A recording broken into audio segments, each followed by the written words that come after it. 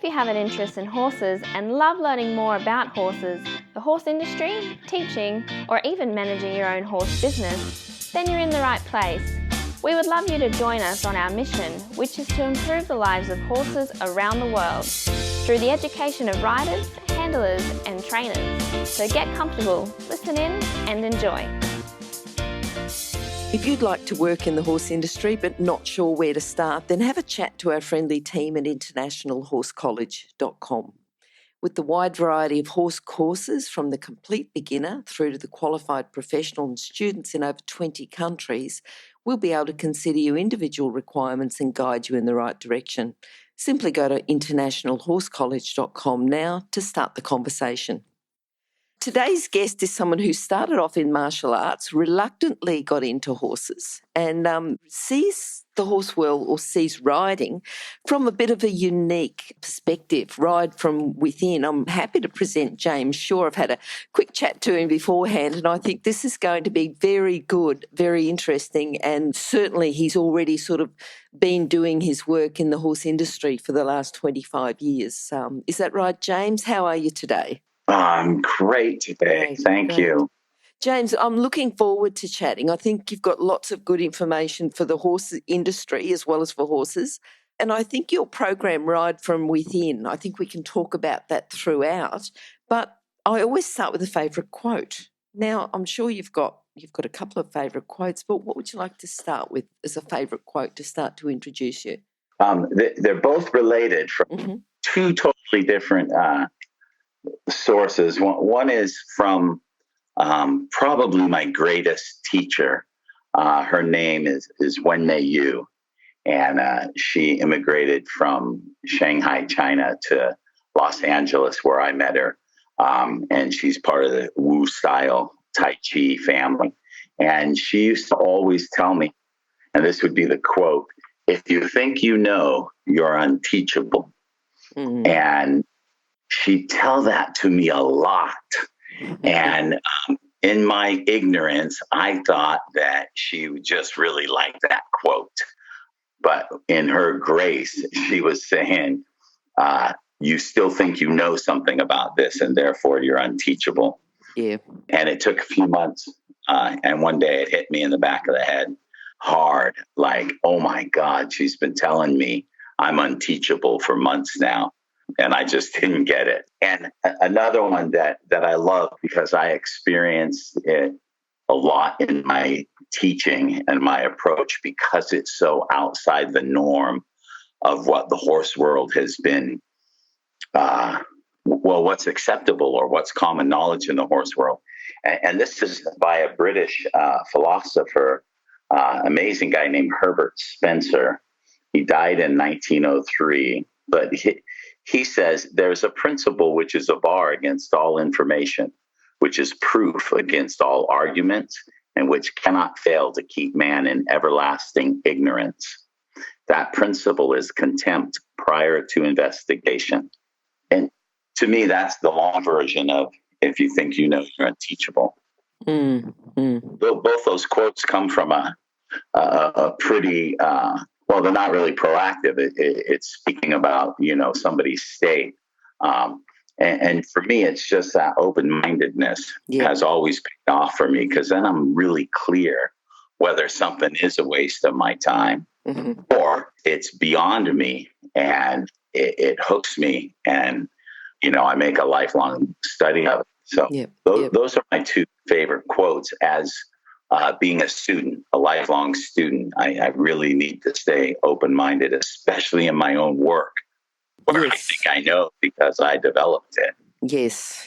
Look, I think the whole open-mindedness, we don't get people who've ridden at any level, taught at any level, done anything apart from very, very basic stuff that isn't open-minded, that isn't happy to continue to learn, and the whole lifelong learning. I mean, that's why we even have horse chats. We've got International Horse College, which is all about lifelong learning, and the whole idea of lifelong learning is that we don't know enough, and we don't know enough. And the last 20 years even, you've sort of helped pioneer new methods, but the last 20 years has seen a huge change in the horse industry.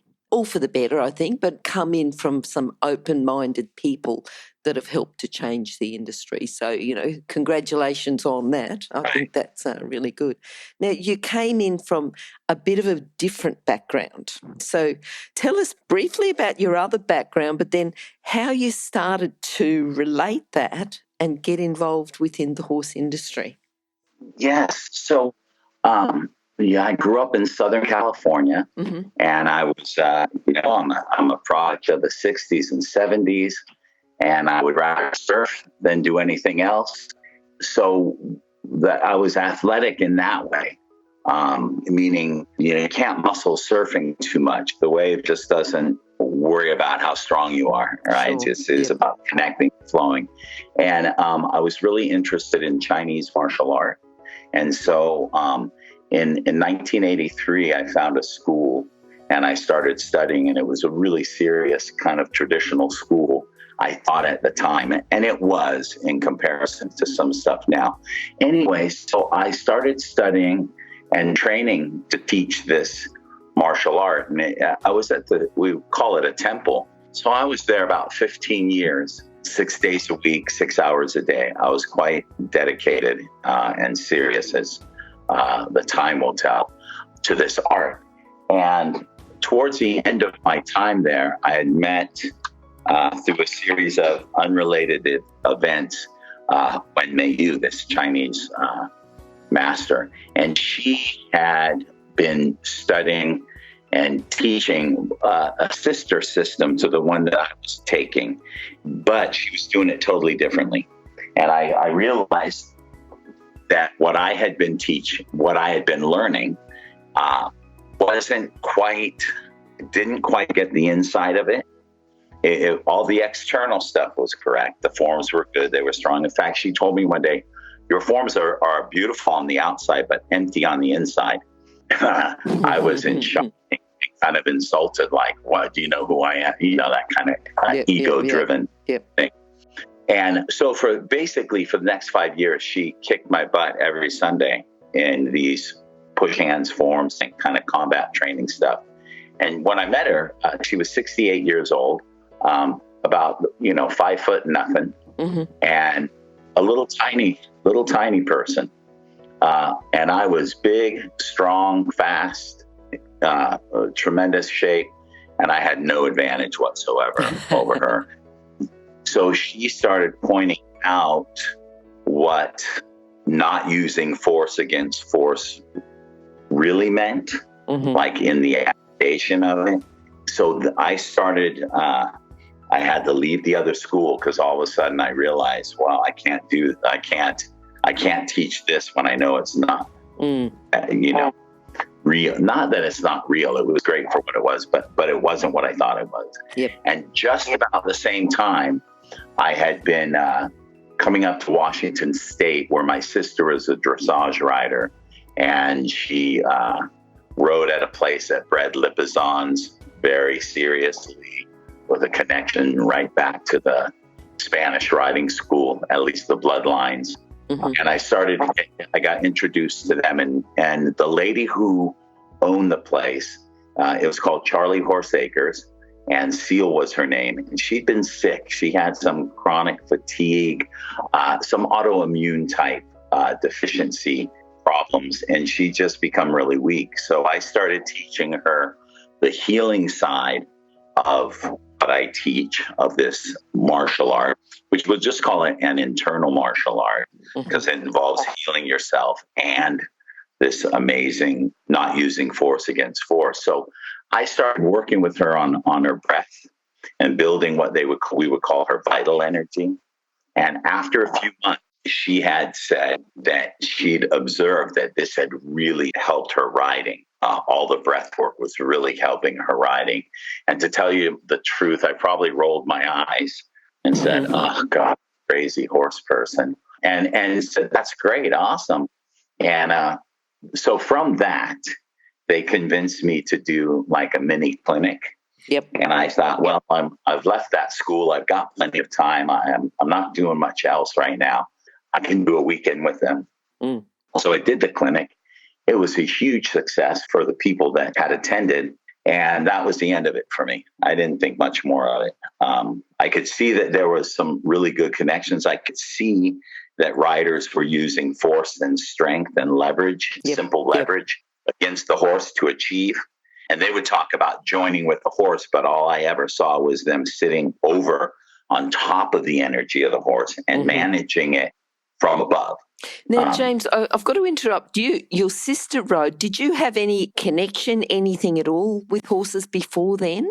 I'm just thinking, because your sister rode, did you ride earlier or just come in complete blank slate? But you could see this? No, I'll tell you, the only riding experience I had was when I was a lad. There was a stable across the river from us where we grew up. Yep. And on the weekend at night, we'd sneak over there after a couple beers. And we would jump bareback on one of these ponies and ride it like crazy until we fell off. So that was about my riding experience before that. All right. Yep. Keep going. Yeah. I just wanted to find that out before, you were talking about teaching these riders, but keep going. It's interesting that you came in then with no experience and you could see this. That's good. Yeah. Yeah. Because to me, it was like an uncarved block. I wasn't influenced by. I was just, observing. Yep. Anyway, so I would see the strength and leverage going on and thought, oh well, that's because I related it to my own kung fu training. I had strength and leverage and thought I had it all, and it was just a matter of time to get better and a little harder work, a little more dedication, as if 6 days a week, 6 hours a day for 15 years wasn't enough.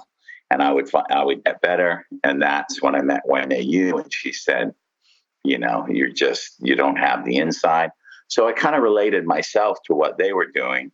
And like I said, I went back to Southern California, didn't think much about it. And then my friend Seal had called me and asked me if she could give my number to an Olympic coach and rider, a dressage rider here in the U.S., because she was interested in incorporating Tai Chi into her cross training for herself and her students. And I, again, reluctantly said, all right. Because I had left the temple at that time. So I had all this extra time on my hands. And it didn't hurt that she was training up in Malibu, California, which I could take the coast and maybe get a surf in on the way up her back. Okay. So again, the reason I say that is it wasn't my idea. It really wasn't my idea to incorporate this into riding. And I think that speaks to, I've been doing it successfully and doing it for the last 15 years. My soul thing, my soul work. So anyways, I talked to this woman. We got in touch. I went up to talk to her. She was very nice. We were talking about the principles, and she was talking about the principles of dressage. And I was talking about the principles of Tai Chi, and it's like we were talking about the same thing. So we made an agreement. I go up there once a week and work with her students, and they seem to really take it on and love it. And from that, so that's how I started. And so I got introduced at a really high level of dressage to, exposure, let's say. Yep. And I really noticed how at these high levels, there were things that nobody else could see as strength and leverage, but I did because it's kind of I have a gift that I see things differently. I can see things from a lot of different angles. Like I can, in a sense, I can look down on a horse and rider without being above them. It's part of the way my brain's wired. So I would see things that later panned out to be true. But so that's how it started. And she was in contract with Dressage Today, a big, the biggest U.S. dressage magazine, to do 3 articles. And she asked me if I wanted to do them with her. And I, again, reluctantly said, what am I going to do? A form? I don't know what I'm going to do. But we did that. And that was really nice because she was on the cover of the first article we did. And from that, the person who wrote the article mistakenly said that I had been working on some videos which I hadn't.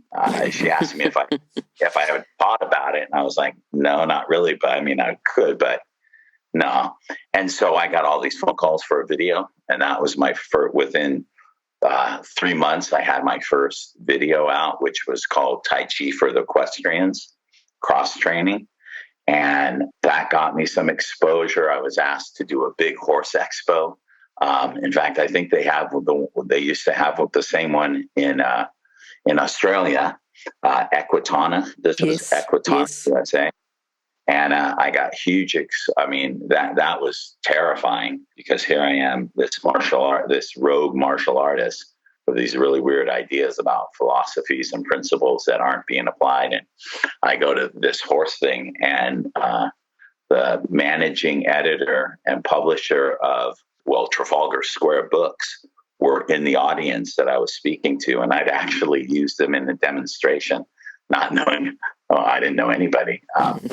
Anyways, they were waiting for me at my booth when I got back, and my wife at the time was there, and I was like, "Oh, there's those two ladies from my class," and they introduced themselves and asked me if I was interested in writing a book, and I immediately backpedaled, because my gift of vision comes from my gift of dyslexia, so where I can't string a sentence together, and punctuation is like pin the tail on a donkey to me. They asked me if I wanted to write a book, and my wife didn't let me back out. So within a month, I had a contract to write a book. All of it was not my idea. I was backpedaling the whole time. But it's been an amazing journey, because this is literally the most interesting thing that I've ever done. And I'm consumed by the whole thing, the science of it. I have to research things. I see things and seem to know things before I can prove them. So then I take, there's a movement in the seat. I call this third movement of the seat, which actually uses the human pelvis in a way that it's usually not moved, but it's designed to. And I had to research it for years, trying to prove it wrong before I could freely teach it. Okay. And I got exposed to all this science and all these experts, asking them, "Do you know this?" And they look at me like I was nuts. And I go, "Here, let me show you." And anyway, it's been a fantastic journey, all, seemingly divinely inspired, because I kept trying to back out. Yeah, while you're trying to back out, obviously things happen. You talk about your gift of dyslexia. A lot of people would say, "Oh, I've got dyslexia, it's hopeless, I can't do anything." But this whole background in martial arts and, being able to see things just that bit different, I suppose, and putting yourself right at the high level, like Olympic trainers, straight away at Equitana, publishers, you sort of been pushed in that direction. Right. Yeah. Right. And I think my biggest, while I'm always grateful for it, but it's really a practice in humility, and by never letting my marketing get better than I am. I had a friend early on ask me, "Do you want to be a star, or do you want to practice your craft?" And it's something that great actors contemplate. Yep. And I was clear, I want to practice my craft. Yep. And that is the study of human movement and the combined energies of horse and rider, because one of the main principles is that we receive the power of the horse through our skeleton. I mean, that's where in everything with the skeleton on this planet, the force created by pushing into the earth, travels through our skeleton so we can move. And it's quite simple. And that moves our mass. The bones receive force and transfer force. Muscle doesn't. Muscle creates the push, but it doesn't transfer the force. Anyway, it's been a fascinating study when I just really got into this in the human to human aspect in internal martial art, and feeling it and seeing that my normal reaction is to push against force, regardless of how small it is. We do it in the fascia to start with fascia braces before the force, but out of habit before, and let's say history, as we train the fascia with every movement we make, they block against it. And so this work, being present, so much of it is being creating the stillness in the mind, which the Chinese call the yi mind or the spirit mind. We would think of it as the right brain, and more, neuro anthropologists and biologists that study the brain start to see it in, the right brain, and it fires differently into the deeper parts of the brain. And it's quite fascinating. But when we're in this state, we can start to retrain our reactions, which are, we can have really quick reactions, but they can also get us to react with force, even if it's ounces of force. So we start to train in a response through a conscious awareness. So basically, we have to be absolutely aware of ourselves first, and not really aware of the horse. We riders, so I say we because I've been doing it for a while now, even though I don't consider myself, horsey, and, my passion isn't riding. It's my intrigue. I'm intrigued by it, but I'll include myself in that. We get trained to observe the horse. Every international expert I know observes the horse, and they observe the rider almost exclusively in silhouette.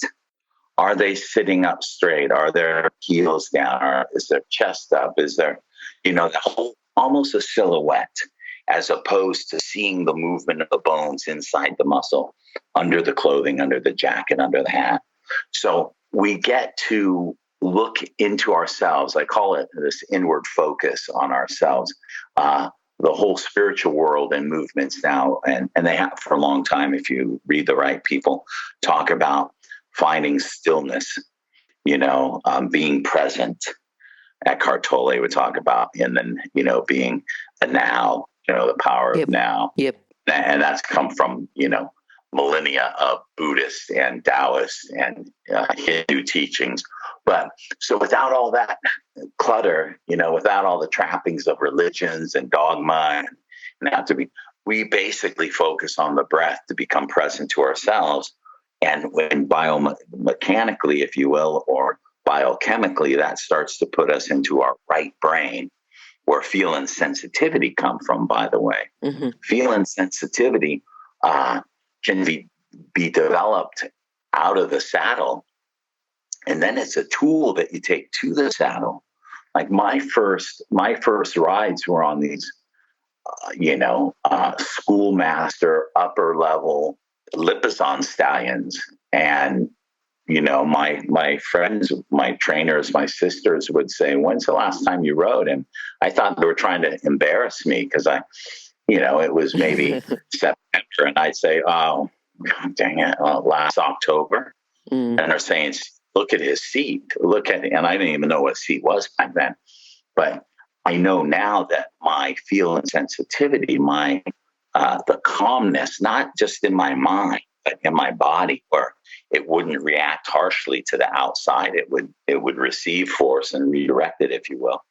That came before I ever sat on a horse. And so this state of presence where we focus more on us and less on the horse. So then very quickly, maybe not quickly enough for most people, is that I start to feel the horse in my skeleton. I feel the horse in my body. I'm not feeling the horse with my body underneath me. And it's exactly what the old masters in China would talk about. They would feel things before they manifested on the outside, because they could feel them within themselves. And it's been just fascinating. It's fascinating. I think I can talk to you for the next few hours. I haven't got that much time, but you've certainly got, Oh, sorry. look, you're coming in from such a unique perspective, and I think your whole background has come in. What I'm thinking, okay, so say, and this is for the listeners as well. Sure. You went to do a workshop because you'd go along, you'd get new riders all the time. Someone calls you up and says, can you do, a workshop? Can you assist with the team we've got? Right. Say coming in, what's some of the common problems that you see and what do you do about fixing them? Just say, and this is not people that you've been working with for a while, but no, yes, right off the bat. Just straight off the bat, what do you say are the first things that people can do to improve, because we're about education, open-mindedness? What can they do to start to get the feeling that they can ride from within? Sure. Well, always, regardless if it's, I had the chance to work fresh on video, was filmed, recorded in England with the top young rider the year after she'd won that award and moved back from Hong Kong to London, and I worked with her. And, immediately I could see tension in the horses, in the movement of one of the horses' scapulas. Okay. And I could look back to her and see that she was very strong there and held there. Mm-hmm. So I know that that's the root cause of a lot of issues, but she doesn't recognize it. So the first thing I would work on with her and anybody is, the first question is, where is your breath? Mm-hmm. Where is your breath? Yep. And they usually give me a strange look. And then I say, is it up in your throat? Is it in your chest? Is it down in your belly? Is it in your back? Where is it? And that simple question allows them to think about themselves instead of the horse. And they usually find that the breath is up in their chest. And if the breath is up in their chest, we say, okay, great, good awareness. And then I ask them to do two things. I want them to breathe in through their nose and out through their mouth. And I want them to visualize their breath as a color, one color coming in and one color going out. So the colors, I just usually say it comes in blue and it leaves red. And I do that two reasons. The red and blue are what our blood does. It leaves the heart full of oxygen, red, and comes back depleted of oxygen, and it gets blue and it gets recharged. So it works for me that way.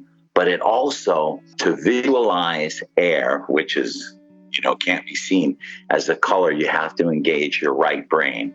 And earlier I talked about that's where feel and sensitivity are developing come from. So I asked them to focus on their breath. Once they do that, you can see, or I can see in their eyes, their focus is turned inward a little bit, depending on what the horse is doing. Mm-hmm. But that's the beginning of that self-awareness, deeper self-awareness. Then I ask them to find the rhythm of their breath. In other words, are they breathing in for a 3 count, out for a 3 count, in for 10, out for 11, out, whatever it may be. Again, not telling them do this because that's too rigid, if mm-hmm. you will. Yep.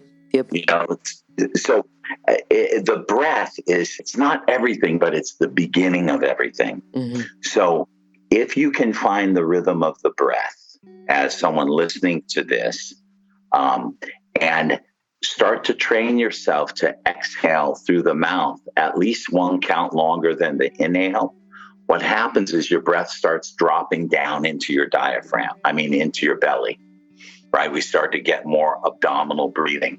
And the most brilliant thing about, there's many brilliant things about breathing down into the belly. The first thing it does is it moves our center of balance, our, balance point from our chest down into our seat, closer to our seat. When that happens in the rider, it is absolutely mirrored in the horse. So their breath starts moving back from, let's say, the 17th vertebrae. In most riding books, really good books, they'll put the center of balance on a horse about the 17th vertebrae in the thoracic vertebrae, just, back from the withers. It's when their diaphragm pushes against their visceral gut and their center of balance moves back towards their haunches. which is what we want, is desirable anyways. So the breath does all these amazing things. It drops our center and moves the horse's center back. This is maybe more scientific and technical, but I think it's incredibly important. When the diaphragm starts pushing down on the visceral gut, the internal organs start moving, both in human and in horse. In humans, it's taught as a healing method. That woman's seal that I was working with, that abdominal breathing was to stimulate her gut. Recent studies show that when the diaphragm pushes down, it stimulates the vagus nerve. And then the vagus nerve tells the brain to release these neurotransmitters, acetylcholine, serotonin, nitric acid. And those three neurotransmitters that are released into the gut produce a sense of well-being. They help with remembering. In humans, serotonin, when there's a huge amount of serotonin, things get glued into our memory better. And when there isn't, we don't remember things. People who suffer from OCD have very little serotonin in their body, so they don't remember that they lock the door, turn off the stove, or whatever it may be. Mm-hmm. So there are all of these things that happen in the human when we breathe into our abdomen. The fascinating thing for me, and what gets me so excited, not being so horsey, is that the same thing happens in the horse. So if we realize, if I'm breathing into my gut, the horse breathes back into its belly. And I have a ton of video that shows exactly that. You can see the diaphragm and the barrel push back. Their diaphragm is stimulating their vagus nerve, which releases serotonin, acetylcholine, and nitric acid into their gut. And they get a sense of, I don't know if they get a sense of well-being, but their eyes soften. They all suddenly really like me. They lick and chew. They release. And all of these things that seem to happen in me immediately happen in the horse because of that mirroring effect, where they just mirror me. So it's quite fascinating what the breath can do. It's really simple. It's too simple, because people say, yeah, I'm breathing. Mm. But there's such a depth, it's like all of this stuff. The simplest thing done to a master level, it's like it's all basics. There's nothing we do in riding that's enhanced by holding our breath. Nothing. Mm-hmm. Nothing. Mm-hmm. It's, in fact, holding the breath immediately starts to create tension in the body at a cellular level in horse and rider. And if we use the force against force mode, or just strength mode, strength as opposed to power, power coming from relaxation, rotations in the bones with a connection to earth, and strength coming from muscle contraction, simple leverage as opposed to rotation with a connection to the earth. When we start to breathe and relax the gut, and this power starts to happen, and the horses mirror it, it's absolutely phenomenal how they start to move within an hour for sure, but instantly in the lesson. Most of the lesson is getting the rider to do these things and not get distracted by the horse, or who just came into the arena, or if there's a bag over there, or the memory of she spooked there the last time I was here, which kind of sets up all this tension. Yep. So that being present, working on the breath, it just changes things quite magically, but we have to stick with them. Yes. It's alive, it's real in every moment. And, when we react harshly or with strength and contraction, the horse immediately does the same thing. I'm sorry, that was a very long answer. I think your depth of knowledge, it's just, you just keep giving all these little gems of information, which is brilliant. But just wondering, okay, thinking of when you first started, you got into all of these opportunities that you were backpedaling. As you've gone out, though, to just, spread your message, move out there within the horse industry, have you had people that... because it's new, and, a lot of people just Well, we all like to think that we know it all and we don't want to learn anymore. And you're coming in from a martial arts background, and what would you know? And, all of this fairy stuff. Have you had opposition to what you're teaching? Absolutely. Mm-hmm. Absolutely. Because what I want to know, not so much the opposition, but how, how you handled it. It's bravery, confidence. It's to say, this is what I did as well. Yeah. If you can tell us about that'd be good. So I knew from the start that I had a lot of well-known, well-marketed folks that wouldn't give me the time of day because I think I don't know. Either they had that contempt prior to investigation, or they saw it as a threat. And what I really did was just say it's not their time, and I tried to take a very spiritual approach to it because I don't want to waste any energy convincing people who aren't already open-minded to see it. Yep. I want to put my energy where, the people who are really intrigued and willing to do it. But I will tell you, I'll try and tell a very quick story about exactly that. And quick, because I know this is only an hour. I was invited out to an ex-Olympian in the U.S. and I'll leave it at that. She was a medalist. Yep. And she was getting on. Let's say she wasn't 50 anymos And so I had it was a friend of a friend, so I'd gone out to teach her. And because she was having trouble riding these big, strong horses as her muscle strength was failing as she was getting old. And she was, as they would say, a piece of work. And she was fighting me every step of the way and giving me looks like I was, the guy that mowed the lawn, not a trainer. And so finally, I was just getting fed up with her. And I said, I'm going to the beach after this. This lesson's already paid for, so I'm happy to leave right now. If you don't, if you don't, because I'm not vested in it. I'm not vested in commitment. And she said, no. And I said, okay, let me ask you this. And I was being a little cheeky, if you will, right? Just a bit at this point. And I said, you've halted thousands of times at X, right? And she just looked at me again like, here, idiot. And she said, of course. And I said, and you halt square most of the time, do you? And she's like, well, do you know who I am? So I'm just setting this up. And she's like, well, yes, like, of course. And I said, every time you've ever halted at X, your horse halts 1 foot first and then steps up with the other foot. Which foot do you halt first? Get silence. And you could see on her face, there was a moment where she went, nobody's ever asked me, taught me, or have I considered that question? And she said, and you could see the break in her face. You could see like her heart open, the ego take a step back and the heart open. And she said, I don't know. I just halt them.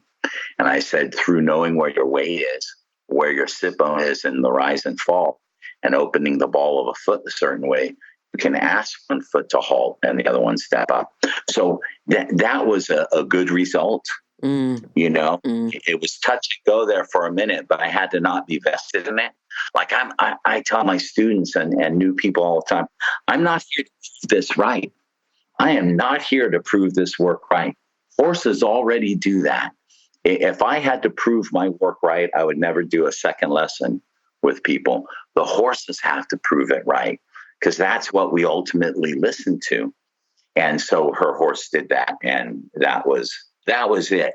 That was one of the greatest ones. Because again, if they're not open-minded at all, if they don't want it, I'm not here to force feed them. Yep. But it was a beautiful moment.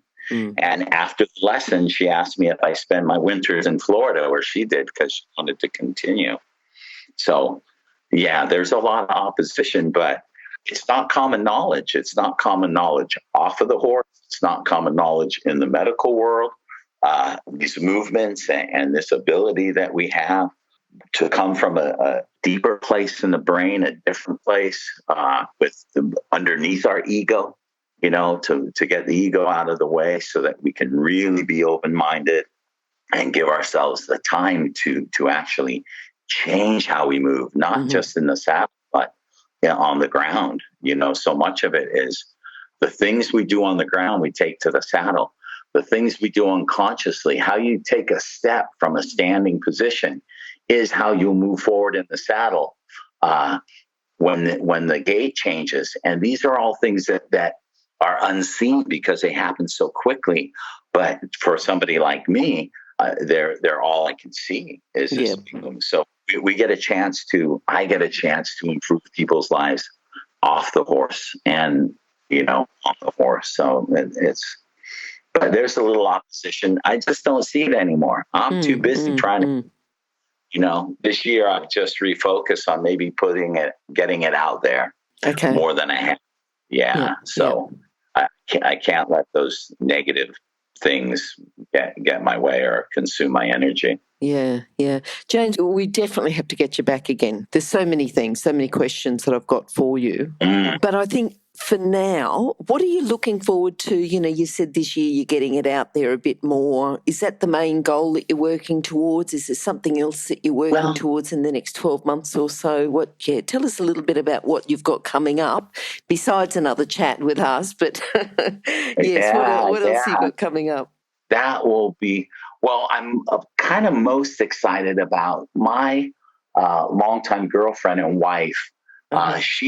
We were married last year, but she lived in Scotland. She just moved here. Her and her kids moved here, and she is a writer, and she just eats this stuff up. So I look forward to working with her more and more in the saddle and getting that out there, because we can videotape it. And she has a different language than me. Let's face it, I don't have this if you will, horsey language. And she does, and she experiences it for herself.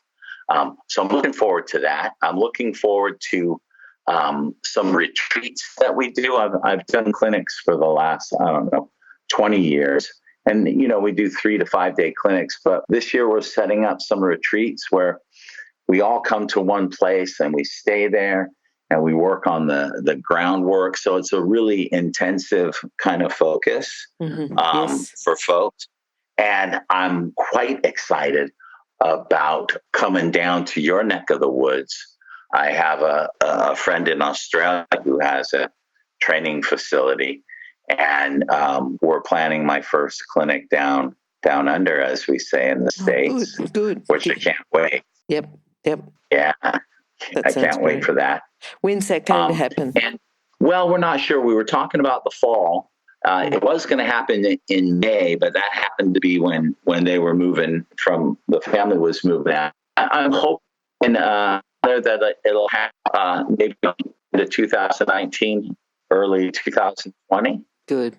We'll see. So that, traveling to some new places. Sounds and good. Also, I guess, documenting it on video, getting some courses online, that kind of stuff. It's not my because of my dyslexia.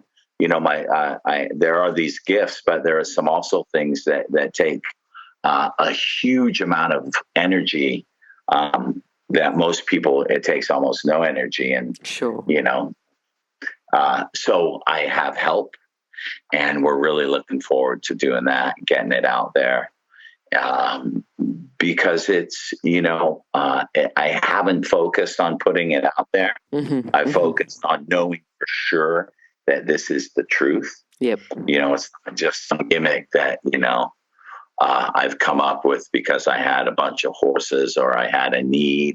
I know that this is true. All these things that I'm teaching. So I'm just looking forward to being a better teacher, and working, developing my craft in that sense. Yep. And working with more people and working with the students I have. I have some students that I've been working with for over 20 years. And really getting deeper and deeper with them now that I'm freed up to do so, if you will. Perfect. Yeah. James, looking forward to catching up with you again. I think we can certainly talk. I know that you've got lots more. You're coming in from a unique perspective into the horse industry. You've got a unique background. There's just so much more and so many more questions I can ask you. So can we catch up again soon? And meanwhile, I will, I'll talk to you. Absolutely. Yeah, that would be perfect. All right. Absolutely. The sooner the better for me. Okay. It's my passion, and the more I do it, the better I feel. So perfect. I love sharing this ride from within with you. Thank you so much. Thanks, James. You're welcome. Remember that our comments and instructions are general in nature and do not take into consideration your individual horses or your individual ability and circumstances. If you enjoyed this podcast, then please leave your comment below.